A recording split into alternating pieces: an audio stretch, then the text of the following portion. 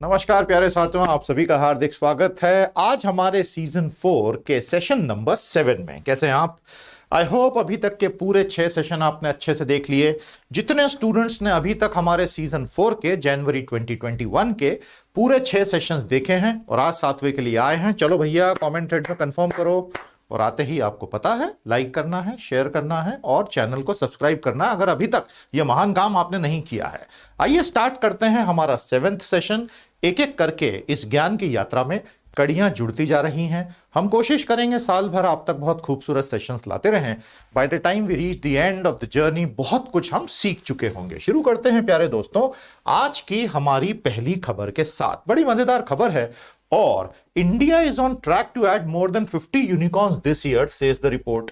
तो सबसे पहला हमारा सवाल जो हमारे सामने आता है कि भाई ये यूनिकॉर्न्स होते क्या हैं, ठीक है ना। ये टर्म आया है सामने और ये काफी ज्यादा मीडिया में आते भी रहता है। भारत में कुल मिलाकर 50 से ज्यादा यूनिकॉर्न्स हो जाएंगे 2021 में। यूनिकॉर्न्स का मतलब ये होता है ऐसी स्टार्टअप कंपनियां जिनका बाजार मूल्यांकन वैल्यूएशन $1 बिलियन हो चुका है और उससे ज्यादा भी हो चुका है। So we are talking about valuation of companies, we are not really talking about revenues. ये ध्यान रखना भैया, बाजार में उस कंपनी का मोल क्या लगाया जा रहा है जो उसकी शेयर वैल्यू से होगा। अब प्राइवेट लिमिटेड कंपनियां स्टॉक मार्केट में तो लिस्टेड नहीं होंगी, तो जो इन्वेस्टर्स मोल लगाएंगे उसकी बात हो रही है। यहां बात रेवेन्यूज की नहीं होती है और प्रॉफिट्स की तो बिल्कुल ही नहीं होती है। इनमें से ज्यादातर यूनिकॉर्न्स जो हैं वो तो लॉस मेकिंग है। जी हां, स्टार्टअप्स की दुनिया बड़ी अनोखी है। जो लॉस मेकिंग कंपनियां हैं उनका वैल्यूएशन दिन रात बढ़ता ही चला जाता है। तो ऐसा क्यों होता है? ऐसा इसलिए होता है क्योंकि जो इन्वेस्टर्स हैं they believe in a golden future और वो कहते हैं कि कल बहुत अच्छा होगा और कुछ अनोखा होगा। तो उम्मीद पे दुनिया कायम है। जैसे बिटकॉइन के बारे में कहते हैं ना कि बिटकॉइन जो टिका हुआ it is a faith on faith. So I have a faith on the faith of others that their faith in Bitcoin will never be shaken, otherwise पूरा बिटकॉइन ही शेक हो जाएगा। तो प्यारे दोस्तों 2020 काफी खराब रहा, इतने ज्यादा इन्वेस्टमेंट्स आए नहीं और बहुत सारे स्टार्टअप्स तो बर्बादी के कगार पे पहुंच गए। लेकिन जिनका काम बन गया और जिनका काम अच्छा हो गया वो बहुत तेजी से आगे निकल गए और ये वो स्टार्टअप्स हैं यूनिकॉर्न्स जो $1 बिलियन से ज्यादा का वैल्यूएशन लेके बैठे हैं। तो आने वाले 10 सालों के लिए जैसा मैंने आपको पहले भी अभी तक के 6 सेशंस में बताया और मैं आगे बताता जाऊंगा, और मैं साइंस और टेक्नोलॉजी का पूरा एक डेडिकेटेड रिसोर्स कुछ सप्ताह के बाद लाने वाला हूं, क्योंकि अब अगले 10 साल के लिए साइंस और टेक्नोलॉजी पे डेडिकेटेड काम करना जरूरी है। तो आइडिया कैसा लगा बताइएगा। अब डीप टेक्नोलॉजी के जो स्टार्टअप्स हैं पैसा उनकी तरफ जा रहा है। तो this is a very major development. More startups are thinking of a global footprint. पहले भारत के स्टार्टअप्स ग्लोबल नहीं सोचते थे, अब वो सोच रहे हैं। लेकिन दोस्तों इस सब के पीछे की जो दुख भरी कहानी है वो मैं अब आपको बताने जा रहा हूं। लेकिन दुख भरी कहानी से पहले आज का पहला सवाल नोट कर लीजिए। Define a startup unicorn. What are the key elements of success for any startup unicorn? ये आज का पहला सवाल है।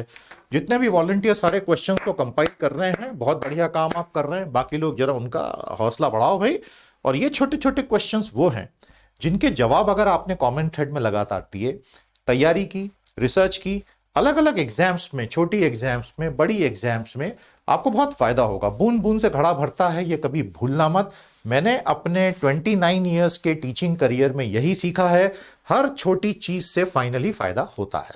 और याद रखिएगा कभी भी किसी भी चीज को सीखते समय इग्नोर मत करना। कौन सी चीज कहां काम आ जाए कह नहीं सकते। तो ये सारा क्लियर हो गया। लेकिन दोस्तों अब मैं जो आपको बताने जा रहा हूं वो बड़ा दुखदाई कार्यक्रम हो रहा है। दुखदाई कार्यक्रम यह हो रहा है कि ये जितने भी बड़े बड़े हमारे यूनिकॉर्न्स बने हैं ये भारत के पैसे से बड़े नहीं बने हैं। जी हां, जी हां, जी हां। इनमें जो इन्वेस्टर्स हैं वो या तो चाइना के इन्वेस्टर्स हैं। आप देखिए चाइना ने भारत में कितने प्लेयर्स में पैसा लगा रखा है। जो कंपनियां प्रैक्टिकली मेजॉरिटी चाइनीज हो चुकी हैं। किसी भी कंपनी में 50% से ज्यादा शेयर किसी एक व्यक्ति के या एक देश के हाथ में आ जाए तो उस कंपनी की आइडेंटिटी बदल जाती है। इतना तो आप समझते हैं ना। So my dear students, Chinese investors have been bankrolling very big companies in India. ऐसी कई कंपनियां whose names are superfluous to the tongue today वो एक्चुअली इंडियन कंपनीज बची ही नहीं है, वो या तो अमेरिकन हो चुकी हैं जैसे कि फोन पे वॉलमार्ट की, या वो चाइनीज हो चुकी हैं, या कोरियन हो चुकी हैं, या जापानीज हो चुकी हैं। सॉफ्ट बैंक बहुत बड़ा इन्वेस्टर है जापान का। तो जब हम बोलते हैं कि भारत के यूनिकॉर्न्स, तो एट अ डीपर लेवल वो भारत के यूनिकॉर्न्स है ही नहीं, वो सारे विदेशी यूनिकॉर्न्स हैं। आई होप आप इस बारे में थोड़ा गहराई से सोचेंगे। मैंने आपको इस सीरीज में शुरू में एक और बहुत दुखदाई कहानी यूपीआई की बताई थी। एनपीसीआई का UPI, unified payment interface, is one of the most successful digital platforms in the world. कोई इंकार ही नहीं उस बात से। अभी 223 करोड़ ट्रांजैक्शन प्रति मंथ का वर्ल्ड रिकॉर्ड उसने बनाया डिजिटल ट्रांजैक्शंस का। दुनिया में कहीं नहीं होता इतना।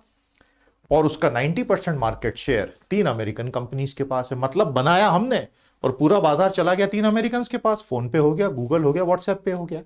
तो ये हमारी प्रॉब्लम है। हमारा लोकल इन्वेस्टर मिल ही नहीं रहा है इन लोगों को। बात समझ में आई? और किस किस कंपनी ने कितना फास्ट यूनिकॉर्न स्टेटस पाया। तो मेरा आज का दूसरा सवाल फटाफट नोट करें। What can be done to ensure that Indian unicorn stay Indian by nature and character? मजा आया आपको इस प्रश्न में? तो प्यारे दोस्तों, मैं आप तक ऐसी चीजें लाता हूं जो बहुत सुनने में इतनी कन्वीनियंट नहीं होती हैं, लेकिन जो सच होता है। तो क्या आपको ये अप्रोच अच्छी लगती है या नहीं लगती, बताते चलिए। हमारे साथ आप जुड़े लेवल 1 और लेवल 2 के हमारे प्रीमियम रिसोर्सेस में, जो बेसिकली है CA booster 1, CA booster premium level 1 और पावर ऑफ 10। बहुत ही शानदार सीरीज है, हजारों बच्चे हमारे साथ पढ़ रहे हैं। सीए बूस्टर प्रीमियम में महीने में हम आपको 20 sessions absolutely top quality current affairs के पढ़ाते हैं। ये हमारे प्रीमियम सेक्शन में होता है। पावर ऑफ 10 में हम एडिटोरियल एनालिसिस का एक बहुत शानदार प्रोग्राम चलाते हैं। भारत और विश्व के टॉप पब्लिकेशंस के बेस्ट 10 एडिटोरियल हर संडे को 2 घंटे हम बारीकी से स्टडी करते हैं। Exam oriented, professional learning oriented. आगे बढ़िए, सोचना क्या है, आज के आज एनरोल कीजिए। 11 जनवरी से ये सब हमारी pteducation.com साइट पर उपलब्ध है। बहुत बढ़िया साइट है। माय डियर स्टूडेंट्स, रेलवेज को एक बहुत बड़ा पुश भारत सरकार दे रही है। अब हमें धीरे धीरे यह समझ में आ रहा है कि क्लाइमेट चेंज और ग्लोबल वार्मिंग के कंटेक्स्ट में भी, और इन जनरल हमारी इंडस्ट्री को चीपर ट्रांसपोर्टेशन प्रोवाइड करके उनकी कॉस्ट कॉम्पिटिटिवनेस को बढ़ाने के नजरिए से भी, ईज ऑफ डूइंग बिजनेस को बढ़ाने के नजरिए से भी रेलवे को आगे बढ़ाना, फ्रेट में, माल ढुलाई में बहुत जरूरी है। पिछले कई दशकों में हुआ यह कि जो रोड ट्रांसपोर्टेशन का भारत में पूरा सेक्टर है, उसने बाजी मार ली और रेलवे बहुत पीछे छूट गया। लेकिन फिर आज से 15 साल पहले डेडिकेटेड फ्रेट कॉरिडोर, यानी कि समर्पित फ्रेट यानी कि माल गलियारा, जिसमें ट्रेन चलेंगी सिर्फ सामान लेकर, सिर्फ मालगाड़ियां चलेंगी, पैसेंजर ट्रेन नहीं चलेंगी, तो उनकी स्पीड पहले से 3 गुना हो जाएगी। आज फ्रेट ट्रेन इसलिए तेज नहीं चल पाती क्योंकि पैसेंजर ट्रेनों को प्राथमिकता दी जाती है। उस चक्कर में माल की ढुलाई लेट हो जाती है, तो कंपनियों को उतना कॉस्ट उठाना पड़ता है। आप समझ रहे हैं ना, बड़ी कंपनियों को कैसे करोड़ों का नुकसान होता है। तो अब क्या हो रहा है कि भारत में बहुत फास्ट तरीके से डेडिकेटेड फ्रेट कॉरिडोर्स के प्रोजेक्ट जो 15 साल पहले कंसेप्चुअलाइज किए थे, उनको फिनिशिंग की तरफ ले जाया जा रहा है। और अभी खबर यह आई है कि प्रधानमंत्री ने हरी झंडी देकर भारत की पहली डबल स्टैक रेलवे को हरी झंडी दिखाई। तो इसमें पहले से 2 गुना माल जा सकेगा। देख रहे हैं ना आप, double stack. So this is an innovation. अब आप जानते हैं, यह है आपका ईस्टर्न डीएफसी, पूर्वी डेडिकेटेड फ्रेट कॉरिडोर, और यह है आपका पश्चिमी डेडिकेटेड फ्रेट कॉरिडोर। इसमें एक बहुत बड़ी बात समझ लीजिए, जो एग्जिस्टिंग पटरियां हैं, रेलवे स्टेशन हैं, ये उनके पैरेलल में डाली जा रही हैं, समानांतर। इसीलिए सभी स्टेशनों का नाम न्यू न्यू न्यू न्यू आ रहा है। समझ में आ गया आपको? बहुत इंटरेस्टिंग है ये। उसके बिना स्पीड बढ़ेगी कैसे? तो भारत की पहली double stack long haul container train जो है वो लॉन्च कर दी गई है। अब ये समय बहुत कम लेगी और एक एक ऐसी double stack long haul container train 270 बहुत बड़े ट्रकों का, ट्रेलर ट्रकों का बोझ उठा के ले जाएगी, उसके बराबर। तो इससे क्या होगा? रेलवे ने जो व्यापार गवा दिया पिछले 20 सालों में, धीरे धीरे रेलवे कैचअप करने लग जाएगा। और 2 डीएफसीज आ रहे हैं। पूर्वी जो है 1875 किलोमीटर लंबा है और पश्चिमी जो है वो 1506 किलोमीटर लंबा है, और दोनों के दोनों बनाए जा रहे हैं dedicated freight corridor corporation of India के द्वारा। ये छोटे छोटे फैक्ट्स हैं, इनको थोड़ा सा ध्यान रखना, आपको फायदा होगा। मेरा अगला सवाल नोट करें। Explain the concept of the dedicated freight corridor in 5 simple point. 5 सरल बिंदुओं में डीएफसी का पूरा कॉन्सेप्ट समझाइए। अब मैं आपको एक बहुत ही दर्दनाक कहानी सुनाने जा रहा हूं। अरे सर, दर्दनाक कहानियां मत सुनाया करो, सिर्फ मीठी कहानियां सुनाया करो। चलो अगली कहानी मीठी भी सुना देंगे। लेटेस्ट डेटा यह कहता है कि भारत की प्रति व्यक्ति औसत आय इस साल 5% गिर जाएगी। Now this is a very very dangerous thing. हम बात कर रहे हैं भारत की प्रति व्यक्ति औसत आय के नेगेटिव रेट से ग्रोथ होने की। 2019-20 में जहां हमारी पर कैपिटा इनकम 6% से बढ़ी थी, 2020-21 में जीडीपी के कॉन्ट्रैक्शन होने के पश्चात, loss of jobs and livelihood होने के पश्चात सरकार का आंकड़ा बता रहा है कि इस साल पर कैपिटा इनकम 5.5% से श्रिंक हो जाएगी। अब एक बहुत इंपॉर्टेंट चीज समझ लीजिए, जब हम बोलते हैं कि पर कैपिटा इनकम में इस साल ड्रॉप आएगा और वो केवल 1,27,000 रुपए प्रति व्यक्ति रह जाएगी पिछले साल के 1,34,000 के मुकाबले, साथ ही साथ एक और चीज याद रखिएगा, भारत में जिनी कोएफिशिएंट दुनिया में सबसे ज्यादा जिन देशों में है उनमें से एक है। जिनी कोएफिशिएंट क्या होता है? जिनी कोएफिशिएंट इनइक्वालिटी ऑफ इनकम को दर्शाता है। आय का असमान वितरण जो पूरे कमाने वालों के पॉपुलेशन में होता है, उसको मेजर करने का एक बहुत एक्सेप्टेड तरीका है जिनी कोएफिशिएंट। तो हमारा अगला सवाल नोट करें, explain the concept of Gini coefficient and what is the Gini coefficient of India. मजे की बात यह है, सरकार का जो जिनी कोएफिशिएंट का फिगर है और जो एक्सपर्ट्स बताते हैं ग्राउंड लेवल सर्वे, उसमें बहुत बड़ा गैप है। और एक्सपर्ट्स कहते हैं कि भारत का जिनी 0.6-0.65 की रेंज में है, which is one of the most unequal in the world. अब यह ड्रॉप हो रहा है। साथ ही साथ हम याद रखें कि भारत में इनकम और वेल्थ का डिस्ट्रीब्यूशन वैसे ही बहुत अधिक असमान है। कोविड ने इन असमानताओं को, इन खाइयों को, इनकम की, वेल्थ की काफी चौड़ा करने का काम किया है।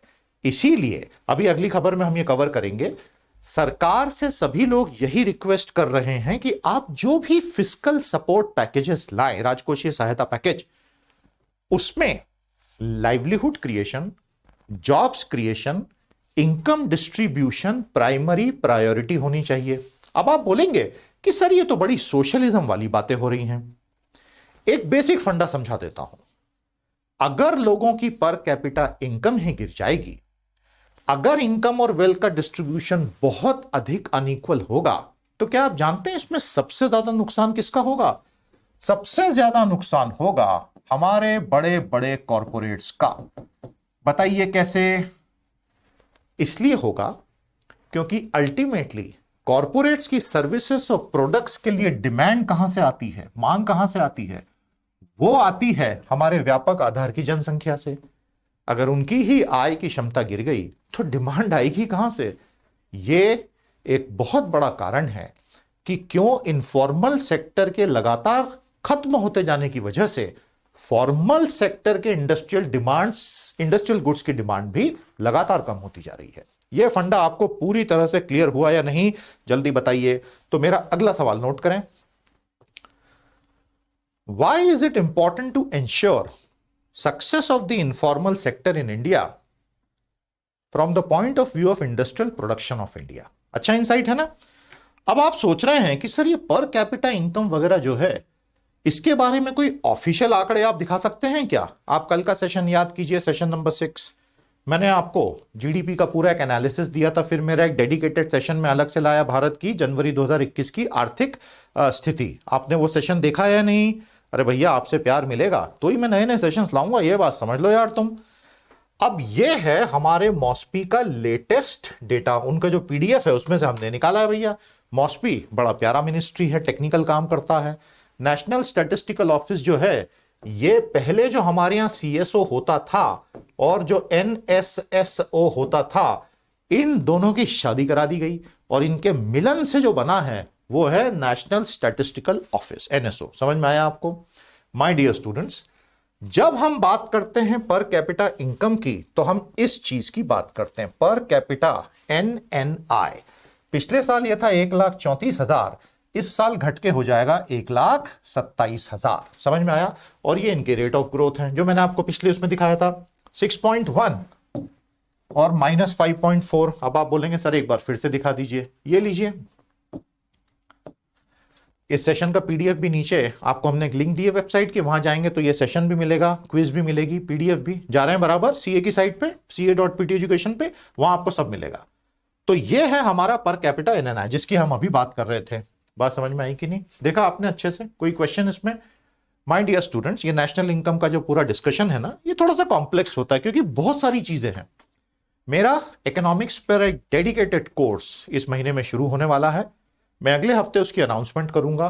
बिल्कुल बिंदास बेधड़क ज्वाइन करने का, और उस एक महीने के कोर्स को आप ढंग से अगर कर लेंगे, ऐसे बहुत सारे कॉन्सेप्ट पर आपकी पकड़ बहुत ही ज्यादा मजबूत हो जाएगी, वो हमारी गारंटी। इकोनॉमिक्स का कोर्स और साइंस एंड टेक्नोलॉजी का कोर्स बहुत जल्दी आ रहा है, तो just stay tune my dear student.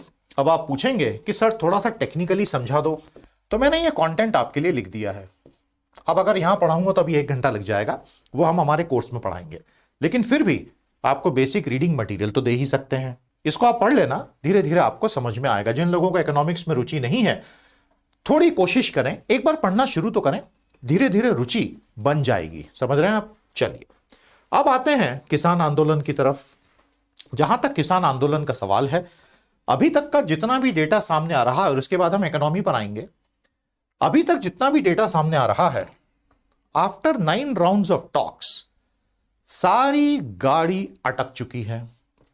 जब अभी टॉक हुआ कल, हमारे कृषि मंत्री और हमारे कॉमर्स मंत्री गोयल, कृषि मंत्री तोमर, उन्होंने यह समझाने की कोशिश की कि भाई, किसानों को बोला, जो इनके 30-40 संगठन एक साथ ही बात करने जाते हैं, सब ताकि कोई कंफ्यूजन नहीं हो, आप जो बोलेंगे हम मानने को तैयार हैं, सरकार का ही कहना है कल, लेकिन हम कानूनों का निरसन तो नहीं करेंगे। We are not going to repeal the law, but if you want anything else from us, let us know. किसानों ने यह कहा है, ये 3 कानून हमारे फंडामेंटल लाइवलीहुड को अगले 3 साल में ऑल्टर कर देंगे, रीडिफाइन करेंगे, और हमारी ताकत as a group, as a negotiating group खत्म हो जाएगी एग्री बिजनेस कंपनीज के सामने। तो हम उस तरफ जाना ही नहीं चाहते हैं। अब कानून हटा दीजिए, या आप हमें बताइए कि पिछले 10 सालों में किन किन किसान संगठनों से आपने बात की। अब वो आरटीआई भी एक ने लगाया, उस आरटीआई के जवाब में सरकार ने कहा हमारे पास कोई रिकॉर्ड नहीं, हमने किस किसान संगठन से बात की। तो ये इसके दूसरे पहलू हैं। तो ये कल की मीटिंग भी फेल हो गई है, फाइनल स्टेलमेट हो चुका है। मतलब अब दोनों समूह अपनी अपनी जगह फंस गए हैं। सरकार बोलती कुछ भी हो जाए हम पीछे नहीं हटेंगे, किसान बोलते हैं कुछ भी हो जाए हम आपको पीछे हटवा के मानेंगे। कल किसान संगठनों ने टेक्निकली यह बोला कि जो सेंटर स्टेट का डिस्ट्रीब्यूशन ऑफ सब्जेक्ट्स है, वो सेंटर ने वायोलेट किया है। ये 3 कानून जो एग्रीकल्चर स्टेट लिस्ट में दिया है संविधान में, और उसका एक हिस्सा कॉन्करेंट लिस्ट में दिया है, किसानों का आरोप है सेंटर ने उस कॉन्करेंट लिस्ट के एक इश्यू को उठा के पूरे स्टेट लिस्ट को स्टीम रोल कर दिया, बुलडोज कर दिया, कुचल दिया। यह हमें स्वीकार्य नहीं है। और अब हम 1 लाख ट्रैक्टर ले आएंगे, 26 जनवरी को रैली निकालेंगे, और अगर 4 साल धरना देना पड़ा तो हम 4 साल धरना देंगे।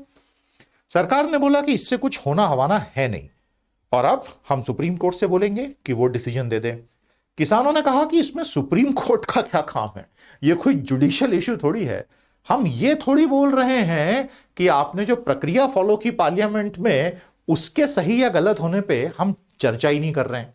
हम तो ये बोल रहे हैं कि कानूनी फंडामेंटली हमारे लिए फेवर में नहीं है।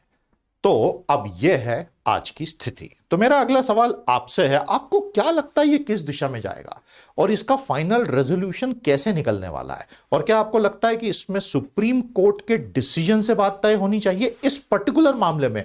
बताइएगा दोस्तों, बहुत फाइन पॉइंट है उसमें। Hence I thought I will give you chance to से।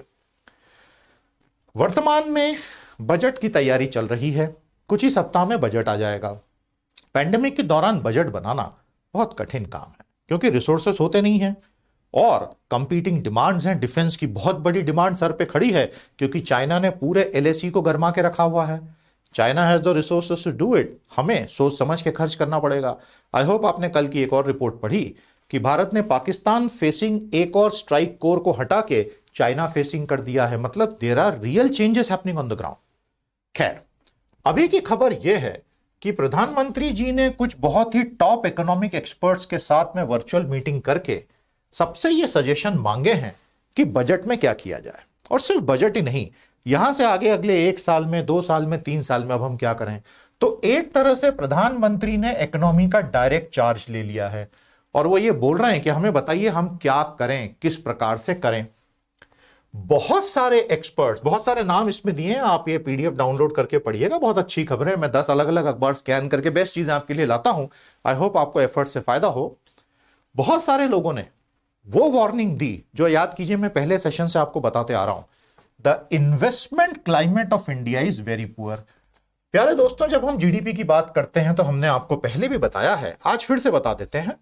जीडीपी की हमारी इक्वेशन में 3 तरीके से जीडीपी कैलकुलेट हो सकता है। एक्सपेंडिचर साइड सबसे यूजफुल होता है डिस्कशन में, इसलिए हम उसकी बात कर रहे हैं। तो जब हम जीडीपी का कैलकुलेशन करते हैं और उसमें हम ये सारे कंपोनेंट्स लिखते हैं, ये आपने 9th क्लास में भी पढ़ा है। ये जो ग्रॉस इन्वेस्टमेंट की हम बात करते हैं, ग्रॉस फिक्स कैपिटल फॉर्मेशन, 2011 से 2020 तक ये लगातार गिरता चला गया है। And unless and until you have a very high GFCF and net investment, आपका जीडीपी बढ़ेगा कैसे? ये बात सभी जानते हैं, ऐसा नहीं कि जानते नहीं है। आपको समझ में आ गया? इस कंपोनेंट की बात हो रही है जब हमने अभी वो बात की, तो ये सब थोड़ा सा ध्यान रखना।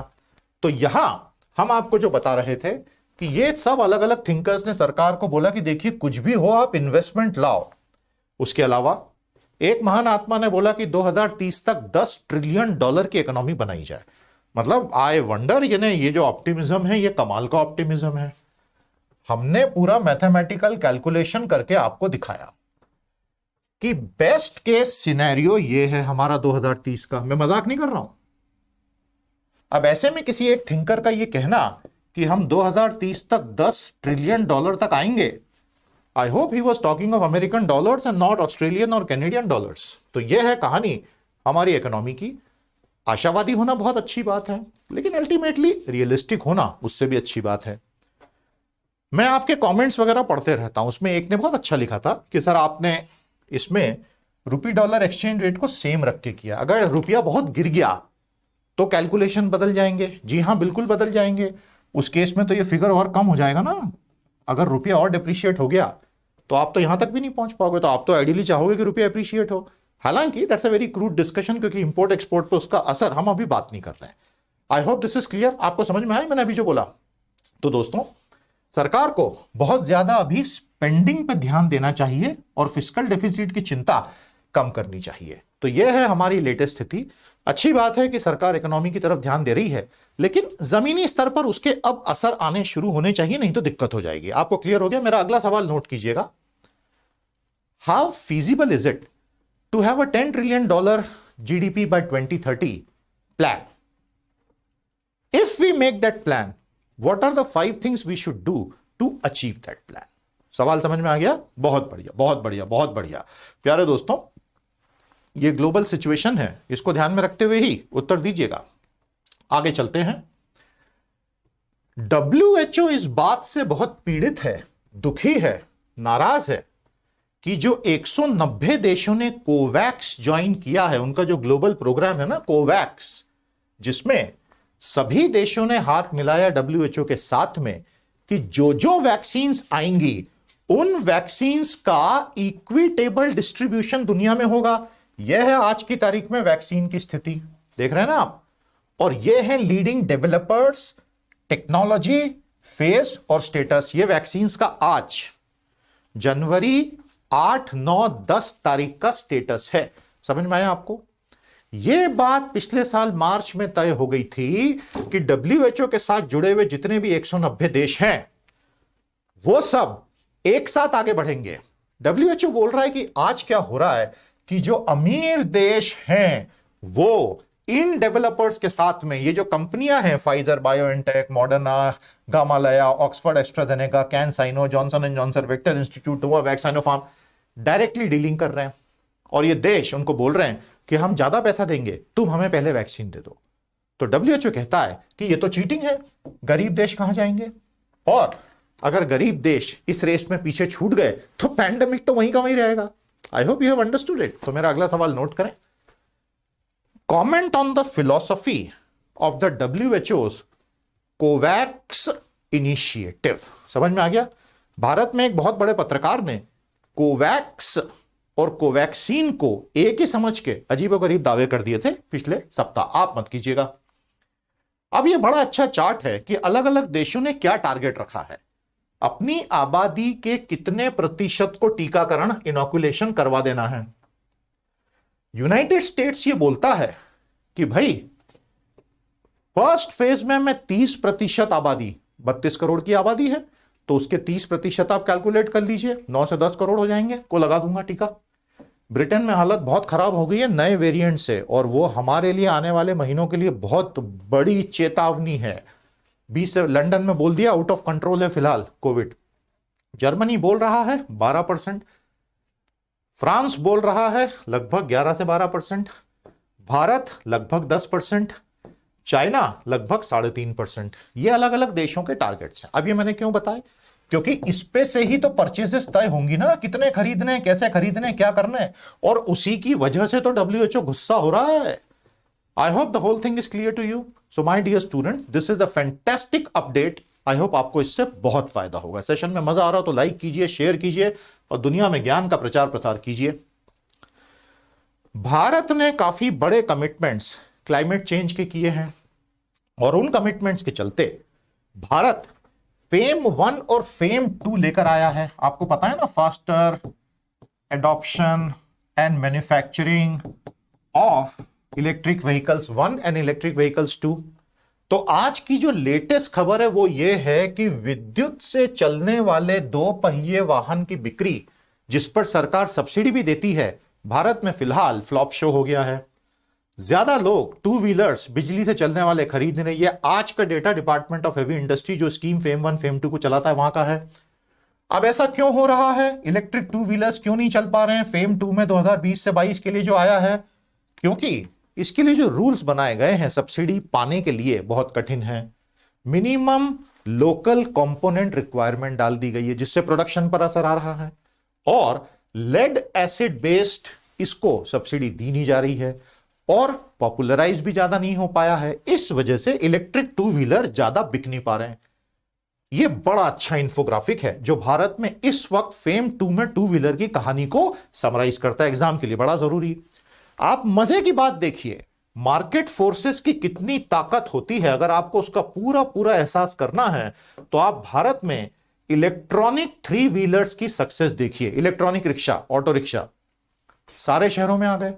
सरकार की तरफ से कोई ज्यादा पुश नहीं था, लेकिन वो प्रोडक्ट अपने आप में इतना अच्छा था कि सारे शहरों में दिखाई दे रहे हैं। मेरे शहर में तो चारों तरफ दिखाई देते हैं, बिना आवाज के चलते रहते हैं, धीरे धीरे धीरे, धुआं निकलता नहीं है। तो मार्केट फोर्सेस की ताकत को कभी कम करके आंकना नहीं चाहिए। If they genuinely feel a need in the market, they are bound to do well. समझ में आ गया? हमारा अगला सवाल, comment on the performance of FAME 1 and FAME 2 in India till date. यह हमारी बड़ी कहानी जो हम हमारे अगले सेशन में, जो हम मंडे को लेंगे, उसमें कवर करेंगे। काफी बड़ी कहानी है व्हाट्सएप, फेसबुक, इंस्टाग्राम की प्रिवेसी पॉलिसी, जिसको लेकर दुनिया भर में घमासान मचा हुआ है। कल सिग्नल का एप्लीकेशन कोलैप्स हो गया क्योंकि लाखों लोग अचानक से सिग्नल पे पहुंच गए, टेलीग्राम पे पहुंच गए, और इस वजह से ये दूसरे ऐप्स बहुत तेजी से आगे निकल रहे हैं। तो ये क्या कहानी है, क्यों नाराजगी है, हम एक दिन रुककर आपको मंडे के सेशन में बहुत डिटेल में बताएंगे। फिलहाल चेतावनी है बर्ड फ्लू की, जो देखते ही देखते भारत के बहुत सारे राज्यों में बहुत तेजी से फैलता जा रहा है।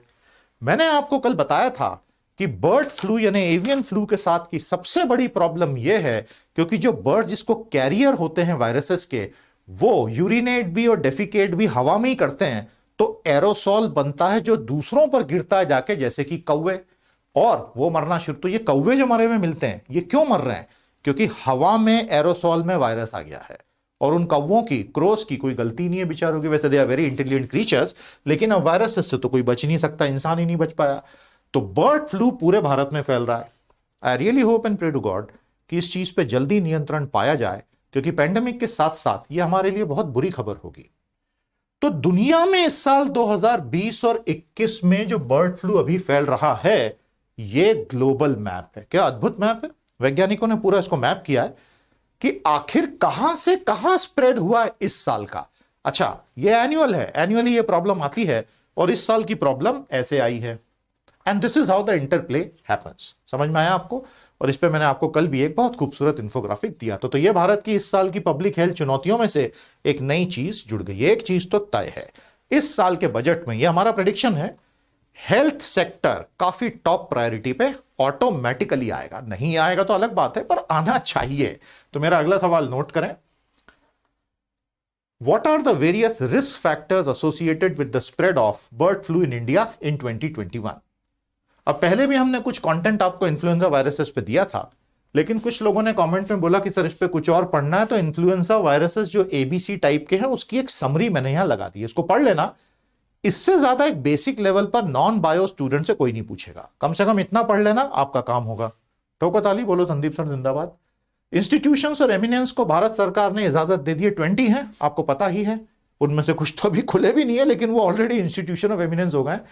20 हैं, जिनमें से 10 सरकारी है, 10 निजी हैं। सरकार ने उनको बोला है कि अगले 5 साल में तुम विदेशों में 3 कैंपसेस खोल सकते हो, प्रोग्राम्स लॉन्च कर सकते हो, so that brand India spreads world wide. Idea अच्छा है, कितना क्वालिटी कंट्रोल हो पाएगा, कितना हो पाएगा, वो देखना है। अब हम सेशन को समाप्ति की ओर लेके जा रहे हैं। माय डियर स्टूडेंट्स, ये एक खतरनाक खबर है, जिस खबर को यहां समझना बहुत जरूरी है। 2016 की तरह 2020 में सबसे अधिक एवरेज इंक्रीज इन टेम्परेचर पाया गया। ये देखिए, ये 2016, ये 2018, 2020, 2020, लेकिन 2016 से कहीं अधिक खतरनाक था। पता है क्यों? इन 2016 there was an El Nino from the Eastern Pacific waters off the coast of Peru, और एल नीनो हमेशा तापमान को बढ़ाता है। 2020 में एल नीनो का रिवर्स यानी कि ला नीना था, जो तापमान को गिराता है। तो 2016 में तापमान बढ़ाने वाले एल नीनो के साथ जो एवरेज वार्मिंग हुई थी, 2020 में तापमान गिराने वाले ला नीना के साथ सेम वार्मिंग हुई है। तो ज्यादा वार्म कौन सा वर्ष था? 2020। This means that the earth is Indeed warming up. मतलब अब तो क्लाइमेट चेंज स्केप्टिक्स को सरेंडर कर ही देना चाहिए। और वैसे भी डोनाल्ड ट्रंप की सत्ता तो चली गई। I don't believe in climate change, it's a Chinese hoax. मानता हूं यार, बंदे को गजब है, वो तो मानता ही नहीं क्लाइमेट चेंज है। अब मान जाएंगे शायद, गर्मी वैसे ही बहुत हो गई है। Across the world flashing red, यह है सारी दुनिया की स्थिति। भारत के लिए भी आजीविका की दृष्टि से यह बहुत चुनौतीपूर्ण होने वाला है। दोस्तों, 2030 से सभी अखबारों की जो हेडलाइन होगी, अगर अखबार होंगे तब, तो वो क्लाइमेट चेंज की ही होगी। हम उस तरफ बढ़ चुके हैं और अभी भी समय है। ह्यूमैनिटी एक हो जाए तो बहुत कुछ किया जा सकता है। हमारा आज का आखिरी प्रश्न आपके लिए तैयार है, जरा फटाफट नोट कर लीजिए। Why was the year 2020 the warmest on record till date? समझा दीजिएगा ला नीना एल नीनो के केस में, ठीक है। माय डियर स्टूडेंट्स, ये अभी का कोविड का पूरा अपडेट है। यूरोप में बहुत भयानक वेव चल रही है और ये दूसरी तरफ नहीं फैले, हम इसी की उम्मीद कर सकते हैं। हमारे साथ जुड़िएगा प्रीमियम में और हमारी साइट पर आकर सारे कोर्सेज की जानकारी लीजिए। 2 बहुत ही खूबसूरत एडिटोरियल्स मैंने आपके लिए लगाए हैं। काफी थॉट प्रोवोकिंग एडिटोरियल्स में लेकर आता हूं। अनिंद्य चक्रवर्ती का लिखा हुआ यह लेख एक बिल्कुल अलग दृष्टि से है कि आज भारत के बड़े व्यापारियों के लिए कृषि में आना क्यों जरूरी हो गया। बहुत ही अलग इंसाइट है, काफी डीप इंसाइट से पढ़िएगा। एग्री करें ना करें वो आपकी चॉइस है। और किस प्रकार से भारत में जॉब्स में, एजुकेशन में रिजर्वेशन की पूरी कहानी इवॉल्व हो रही है। हाल ही में आपको पता ही है, सुप्रीम कोर्ट ने जो सौरव यादव वाला मामले में हॉरिजॉन्टल और वर्टिकल रिजर्वेशंस के बीच का फर्क समझाया था, उस कंटेक्स्ट में है। बहुत अच्छा है, तो पढ़िएगा इसको। आज का सेशन यहीं समाप्त करेंगे। अब हम आपसे सोमवार को सेशन 8 में भेंट करेंगे। अभी तक की सीरीज कैसी लगी जल्दी बताइए। नॉलेज सीरीज का पहला भाग देखा आपने, मजा आ रहा है? तो उम्मीद करूंगा आपका प्यार इसी तरह बना रहे। मेरी तरफ से आज इतना ही। चैनल को सब्सक्राइब कीजिएगा, लाइक शेयर कीजिएगा, कमेंट करते चलिए, लोगों को मोटिवेट करें जुड़ने के लिए। आपसे ही हमारी ताकत है भाई। तो इसी पॉजिटिव स्पिरिट के साथ have a nice Sunday, enjoy life, पढ़ते रहिए, टेंशन मत लीजिए। और चारों प्रिकॉशंस लीजिए, सैनिटाइज करते रहिए, दिन में 8 बार हाथों को साबुन से धोते रहिए, मास्क पहनते रहिए, सोशल डिस्टेंसिंग रखिए, ग्लव्स पहनिए और आपको कभी कुछ नहीं होगा। मेरी तरफ से इतना ही। नमस्कार, जय हिंद।